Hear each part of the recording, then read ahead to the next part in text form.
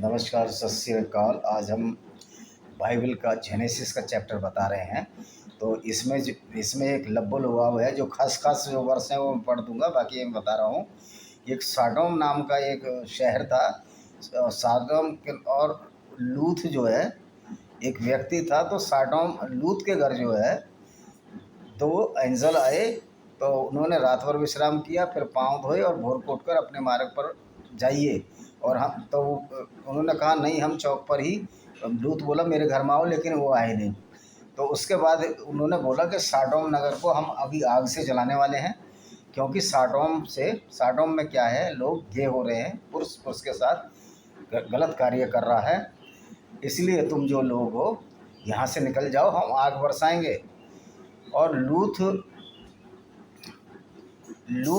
की दो बेटियां थीं और उनकी सगाई हो गई थी। इसके अनुसार उनकी सगाई हो गई थी। तो देखिए बताते हैं। लूत से 14 नंबर है ये, 19 नंबर चैप्टर है जेनेसिस का, 14 नंबर। तब लूत से ने निकलकर अपने दामादों को, जिनके साथ उसकी बेटियों की सगाई हो गई थी, समझा के कहा, उठो, इस स्थान से निकल चलो, क्योंकि यहोवा इस नगर को नाश किया चाहता है। पर वे अपने दामादों की दृष्टि में ठट्ठा करते हारा सा जान पड़ा। लूत ने कहा कि चलो, सोडोम नगर जो है, और सोडोमी शब्द जो इसी से निकला है, सब प्रतीत होता है। सोडोम नगर में आग बरसाएगा यहोवा भगवान, और आप निकलो। और दामादों को भी बोला। तो फिर अब ये इससे अगली आयत, जब पाँव फटने लगी तो दूतों ने लूत से फुर्ती कराई, उठ और अपनी पत्नी दोनों बेटियों को यहाँ से ले जा, कि तू जो है दोनों बेटियों को यहाँ से ले जा और पत्नी को भी ले जा। लेकिन वो विलम्ब करता रहा। तो उन पुरुषों ने, जो उनके अंजिल थे, दो पत्नी दोनों बेटियों का हाथ पकड़ लिया और यहोवा की दया उस पर थी, उनको निकाल कर नगर के बाहर कर दिया। तो उसके बाद क्या हुआ ऐसा कि जब उनको बाहर निकाला तब उसने कहा, अपने प्राण लेकर भाग जा, पीछे की ओर मत ताकना। इस तरह वो चला गया और एक पहाड़ पर गुफा में रहने लगा। अब मैं इसी चैप्टर यही चल रहा है, चैप्टर 19 ही है। 19 की मैं आपको 23वीं आयत से शुरू करता हूँ। लूत के शोर के निकट पहुँचते ही सूर्य पृथ्वी पर उदय हुआ। जब वो शोर नगर में पहुंचा तो पृथ्वी पर उदय हो गया, सूर्य का उदय हुआ। तब यहोवा ने अपनी ओर से सदोम और अशोरा पर आकाश से गंधक और आग बरसाई। तो जो यहोवा ने फिर गंधक सडोम पर और अमोरा, दो शहर थे, उन पर आग बरसाई। दोनों गे शहर हो गए थे। और जो लूत की मिसिज है, उसने मुड़कर अपने घर की तरफ देखा, लालच से देखा कि मैं सारा सामान छोड़ आई हूँ। तो वो नमक का पहाड़ बन गई। ऐसा कभी होता है कि कोई स्त्री नमक का पहाड़ बन जाए? पहाड़ कितना बड़ा होता है और ये स्त्री कितनी बड़ी होती है साइज में। तो लूत की पत्नी जो उसके पीछे से दृष्टि फेर के पीछे की उधर नमक का खंबा बन गई। अब ये बताइए कि ये है ना विज्ञान विरुद्ध बात, कोई आदमी खंबा बन गया है। इस तरह की बातें बाइबल में खड़ी हैं। अच्छा, और उसके बाद अब पढ़ाते हैं जो खास बात है, जिसमें कहते हैं, तभी बड़ी बेटी ने छोटी से कहा, हमारा पिता बूढ़ा है, पृथ्वी भर में कोई ऐसा पुरुष नहीं है जो संसार की रीति के अनुसार हमारे पास आए। तब उनकी बड़ी बेटी ने कहा छोटी से कि अब हमारे पिताजी बूढ़े हैं और कोई भी ऐसी अब संसार में कोई पुरुष नहीं बचा, ही अकेले ही पुरुष बचे हैं। तो अब जो है पिता के साथ ही हम आगे का जीन्स चलाने के लिए इनके साथ ही हम अपना इंटरकोर्स करेंगे या संभोग करेंगे, जिससे कि वंश को बचाए रखें। तो बड़ी बेटी ने उसी दिन उनको शराब पिलाई और उसके साथ संभोग किया। फिर उसने छोटी बेटी को भी इसी तरह का कहा। तो वो भी अपने पिता के साथ सोई और उसको संभोग किया।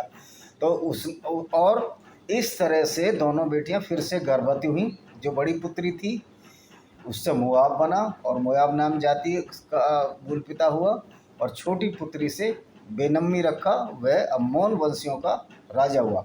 अब ये बताइए कि जब यहोवा में, बाइबल के गॉड में इतनी ताकत है कि वो जीसस को बिना पुरुष के टच के ही पैदा कर सकता है, तो यहाँ पर ऐसा क्या करना पड़ा कि बेटी को पिता से संभोग करना पड़ा? क्या यही मॉरल वैल्यू है बाइबल की? क्या इसी तरह की मॉरल वैल्यू है? और वहाँ उसने जब ईव को आदम की पसलियों से बना दिया, तो यहाँ क्या उसके पसलियों से इंसान नहीं बना सकते थे? मतलब ये है इनकी मॉरल वैल्यू। और ये इनकी देखिए किस तरह की ये बेशर पैर की बातें इस बाइबल में लिखी हुई हैं, जो कि गले नहीं उतरती। कि औरत ने पीछे मुड़ के देखा, वो खंबा बन गई। और तो इस तरह की बातें इसमें बाइबल में लिखी हुई हैं। ये कोई अच्छी बात है? और ये कहते हैं कि वहाँ इंसान नहीं थे, अकेले पुरुष बचे थे। तो यहोवा में तो बहुत पावर है। उसने तो जोसेफ से बिना मिले ही मरियम से जीसस को पैदा कर दिया, जो कि हमारे पापों के लिए बलिदान कर गया। और वो पाप जो अभी तक करे नहीं, जो आगे अगली पीढ़ियाँ ही नहीं आई हैं, उन्होंने पाप किए ना किए, कैसे करेंगे ये जीसस को क्या पता था? जीसस भी एक साधारण मनुष्य ही थे। तो उन्होंने जो प्रीचिंग शुरू की थी, वो उससे कोई भगवान नहीं हो जाते। तो ये इस तरह की बेसिर पैर की बातें हैं। और ये मॉरल वैल्यू है, आपको हम बाइबल की मॉरल वैल्यू बता रहे हैं। इस तरह की बहुत सारी वैल्यू हैं। और दूसरी बात, जब लूत की दोनों बेटियां थीं, तो उनके दोनों जो दामाद थे वो तो यंग ही थे, वो कहाँ चले गए? मतलब इस तरह की बातें हैं कि भगवान का चमत्कार दिखाने के लिए इस तरह की बातें करती गई हैं। कहीं भगवान चमत्कार ये दिखा रहा है इनका यहोवा कि बिना पुरुष के टच किए ही मेरी गर्भवती हो जाती है, उससे जीसस पैदा हो जाता है। कहीं ये दिखा रहा था कि पुत्रियों को भी बाप के साथ मजबूरी में संभोग करना पड़ा। तो यहोवा के रहते अगर पुत्रियां मजबूर हो गई और पुत्रियों का वो मोलेस्टेशन हुआ अनजाने में या जाने में, तो काहे का यहोवा है? यहोवा को कोई मॉरल वैल्यू की कोई न समझ थी न परख थी। और इसी के साथ मैं अपना ये वीडियो को विराम देता हूँ। नमस्ते, वंदना।